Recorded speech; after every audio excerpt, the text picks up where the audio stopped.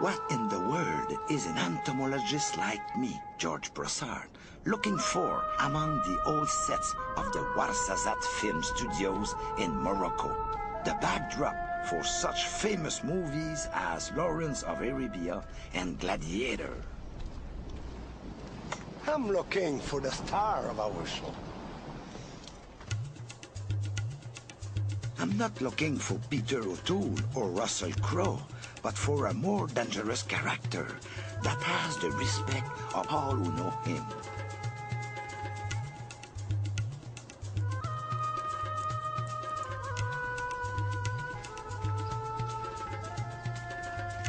When this merciless predator attacks, he has the sting of a jet fighter.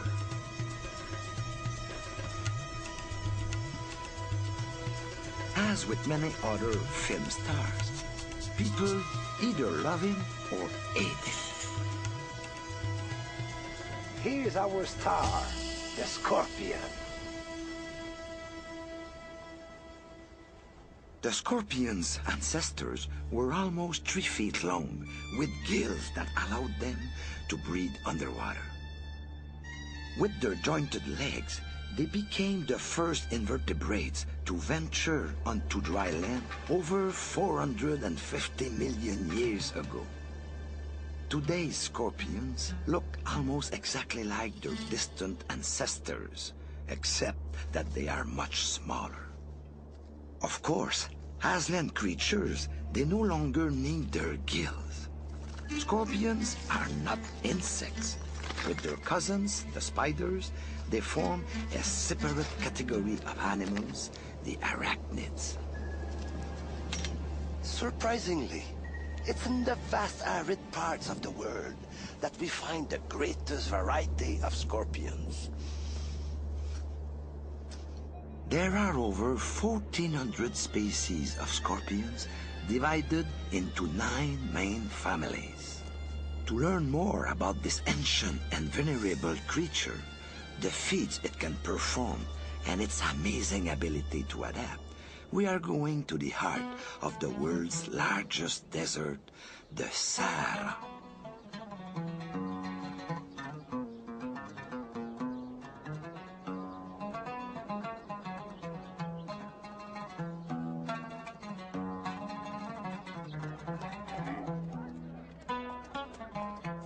For hundreds of years, countless travelers have passed like this through the gates of the Mehamid Kasbah before setting out in the Moroccan desert. This is where you find your provisions, good camels, and experienced camel drivers. But if you were interested in scorpions, you only need one name, Mr. Abdul. Salam alaikum, salam alaikum. Monsieur Abdul? Abdul?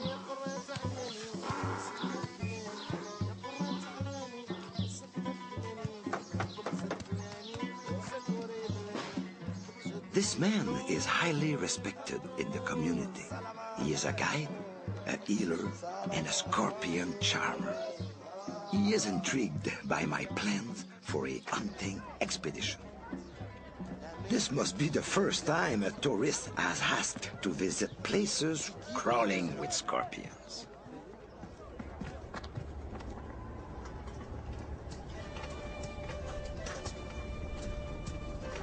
Finally, we embark on our scorpion hunt. Around us is an almost hallucinatory landscape, the Ergs, or Great Sand Dunes. Unfortunately for our little caravan, the Chargui is blowing. Every spring, this powerful wind blows down from the continent, raising sandstorms that can last for days at a time.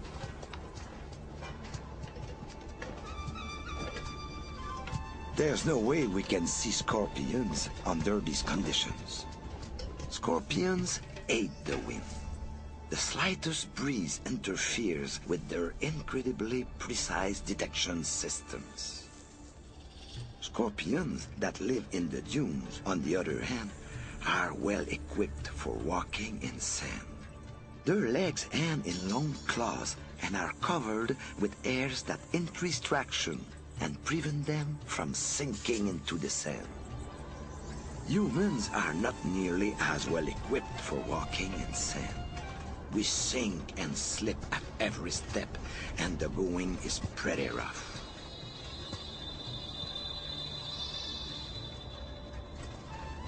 Mr. Abdul urges me on. Just a few more dunes and we will find shelter. I can't wait to breathe something besides dust.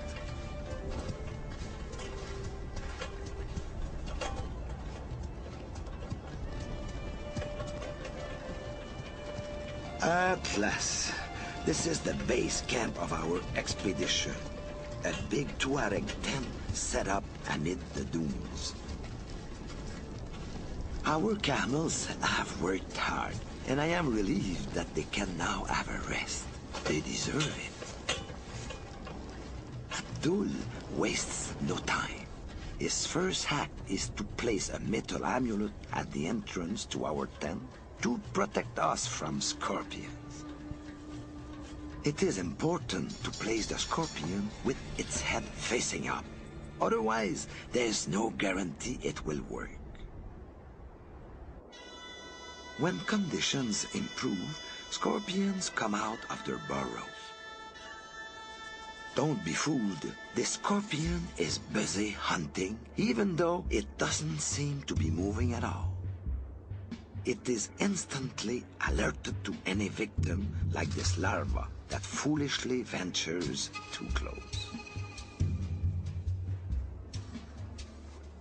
The scorpion is equipped with all sorts of detection devices that are pure marvels of sensitivity and precision. These little hairs on its pincers can sense the slightest movement in the air around it, even the flutter of a butterfly wing. The scorpion's legs are equipped with organs sensitive enough to detect the low frequencies produced by an insect moving along the ground.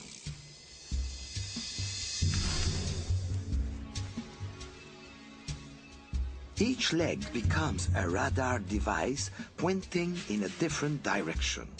Together, they sweep a 360-degree radius around the scorpion. As soon as its prey appears, the hunter turns towards it to detect the high-frequency vibrations of the approaching insect. Guided by this infallible system, the scorpion's pincers never miss their target.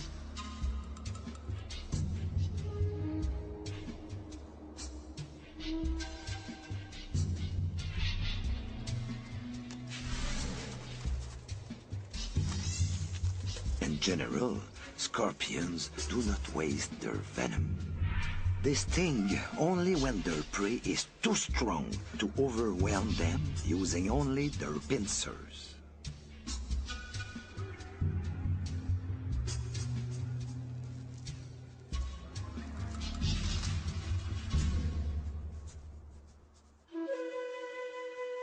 Overnight, the wind has died down. The horizon is no longer blotted out by clouds of dust and sand blown up by the storm. What a treat to finally see the beautiful scenery all around us. Mr. Abdul is waiting for me on a dune not far from our camp. He believes that a scorpion hunter needs much stronger protection than a mere talisman. I'm going to take part in a ritual that Abdul learned from his father. The ceremony begins with a confrontation. The scorpion is sprinkled with katran, an anti-scorpion potion prepared from a selection of plants. The healer blows on the scorpion and orders it to surrender.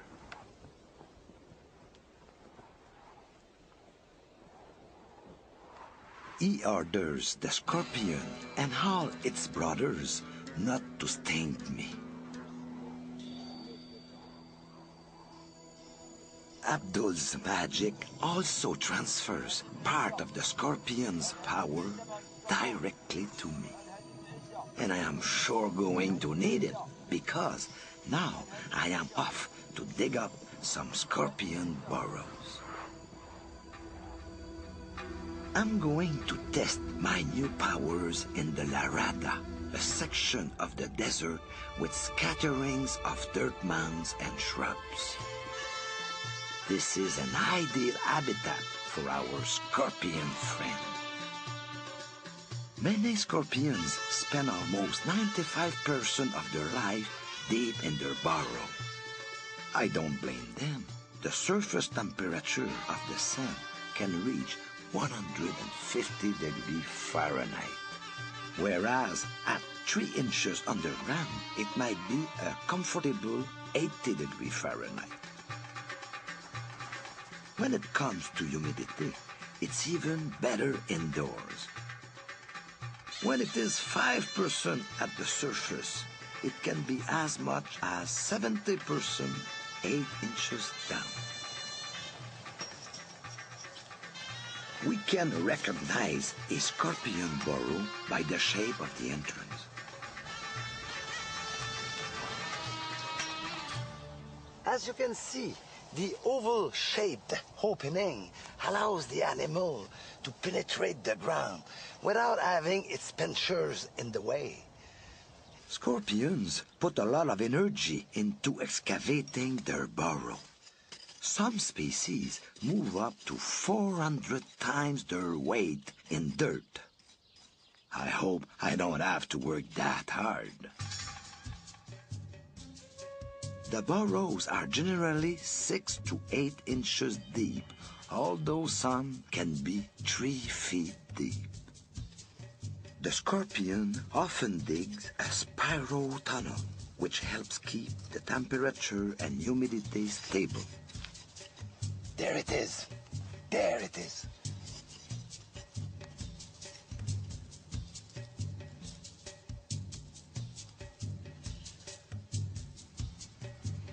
As you can see, burrowing scorpions have large, big pincers. Some species weigh only a fifth of an ounce, but can pick up a weight of 200 times that with one pincer.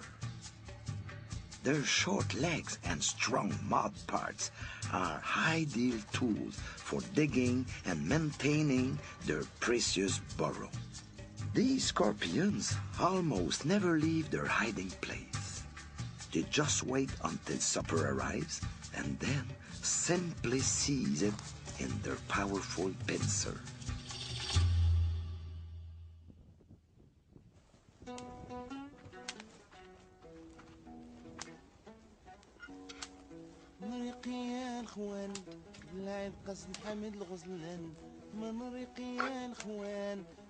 We might be right in the middle of the desert, but I have no complaints about my hotel under the stars.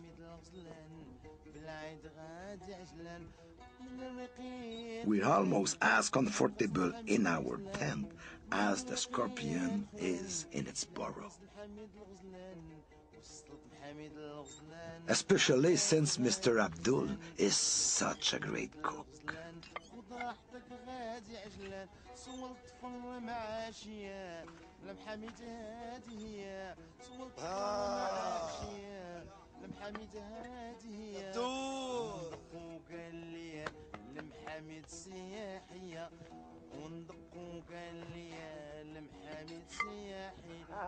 Since the beginning of time, desert people have tried to make the best possible use of the animals they raise and the plants they grow around their oasis. Scorpions, too, are grateful for any food the desert offers. These dauntless hunters aren't so fussy about their food.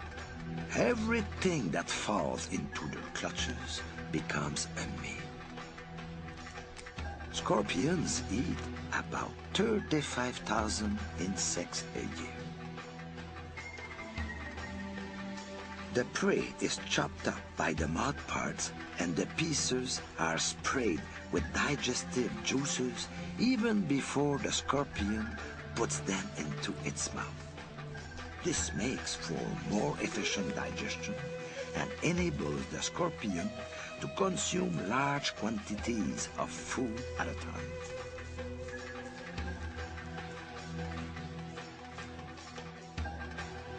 Some hard-shelled beetles, like this one, are of no interest to scorpions. That kind of meal would be hard to handle, even with 2 pincers. By a strange coincidence, scorpions are predators of other scorpions. Cannibalism is frequent, even between individuals of the same species. In these confrontations, it is usually the smaller individual that loses. Scorpions are naturally immune to scorpion venom, but a stronger attacker will turn its victim over on its back and sting it in the main nervous system, causing instant death.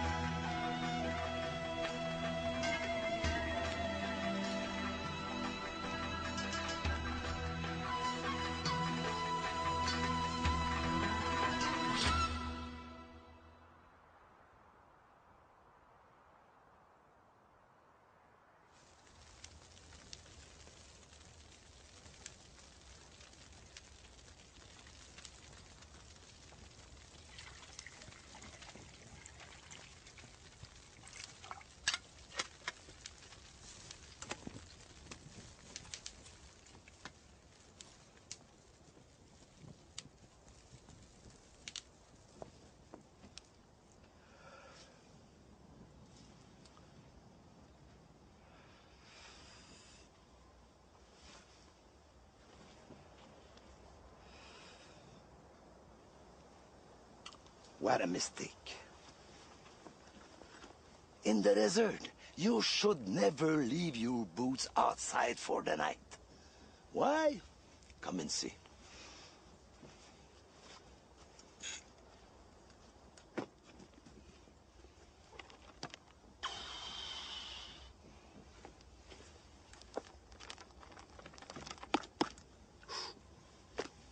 Scorpions just like to hide in them. Which scorpion would you say is the most dangerous? This little one from Morocco or this large one from South Africa? Have a look. This one is not aggressive at all. And its sting is similar to the sting of a wasp. However, this little scorpion is considered as the most dangerous scorpion on Earth, and its stings could be fatal. So, a scorpion's size has nothing to do with how much damage it can inflict. The only way to know for sure, and even then there are exceptions, is the size of its pincers. A scorpion with strong, thick pincers can master its prey without having to waste energy stinging it. So the venom of these species is usually not very toxic. But species with thin little pincers can't count on these alone to subdue their prey. So they have a very powerful and often very dangerous venom. But the sting of 98% of scorpion species causes no more harm to humans than a common bee or wasp sting.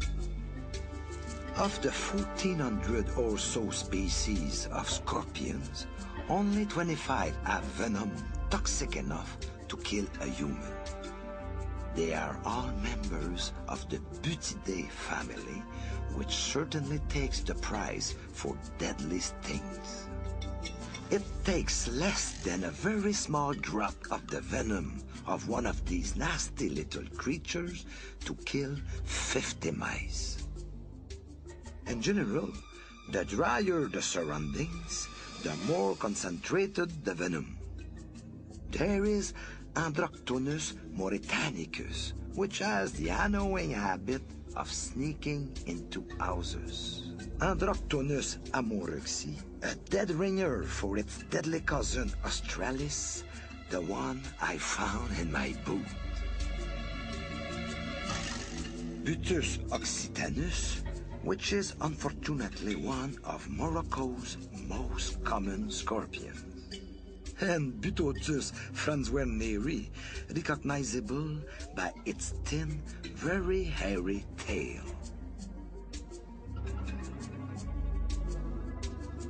Scorpion venom is a sinister cocktail of toxic substances, some of which are 100,000 times more deadly than cyanide. So caution is the watchword, especially since I am planning a little night hunting.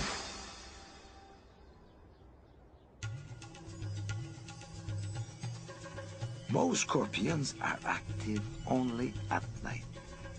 Their eyes, located on the top of their body, are only good for distinguishing between night and day. We have also discovered that scorpions can detect the presence of light by a mysterious system located on their tail. But there's something even more extraordinary. On each side of the protothorax, there are more eyes, smaller but unbelievably keen. The scorpion can see rocks and other obstacles, even if they are lit only by dim starlight. These eyes are so sensitive, they can literally be blinded by the bright light of the full moon. Because of their nocturnal habits, very little was known about how scorpions live. Then, a great invention came along.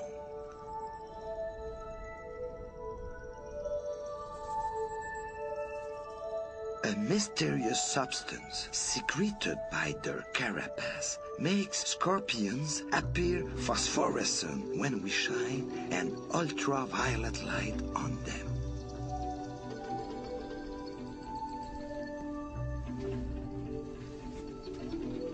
This light does not bother the scorpion's eyes. This means entomologists can see them from over 15 yards away and observe them at their leisure without frightening them away with strong lights. Researchers can easily pick up the scorpions with tweezers whose tips have been dipped in fluorescent paint. We can even mark certain specimens with fluorescent markers and then let them go so we can observe them night after night. Why did Allah create scorpions? I'm strongly tempted to guess it was just to make us scratch our heads in wonder. For here is a living enigma that can go for a whole year without eating or drinking, remain underwater for weeks without drowning, and leave a fossil that is still phosphorescent millions of years later. Even in his wildest dreams, Mr. Abdul will not be able to perform magic like that, the magic of scorpions.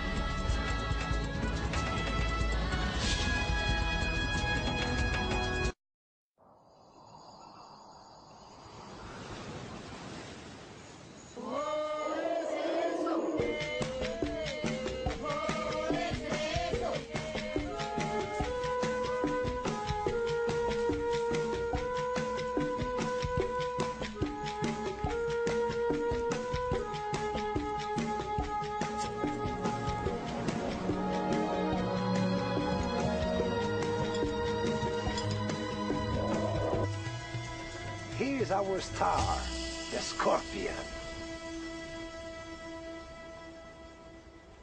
The scorpion's ancestors were almost 3 feet long, with gills that allowed them to breathe underwater. With their jointed legs, they became the first invertebrates to venture onto dry land over 450 million years ago. Today's scorpions look almost expect of all who know him.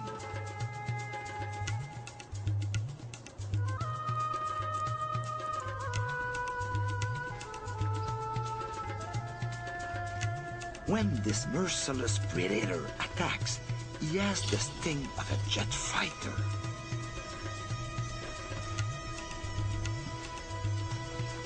As with many other film stars, people either love him or hate him. Is an entomologist like me, George Broussard, looking for among the old sets of the Ouarzazate Film Studios in Morocco, the backdrop for such famous movies as Lawrence of Arabia and Gladiator. I'm looking for the star of our show. I'm not looking for Peter O'Toole or Russell Crowe, but for a more dangerous character that has the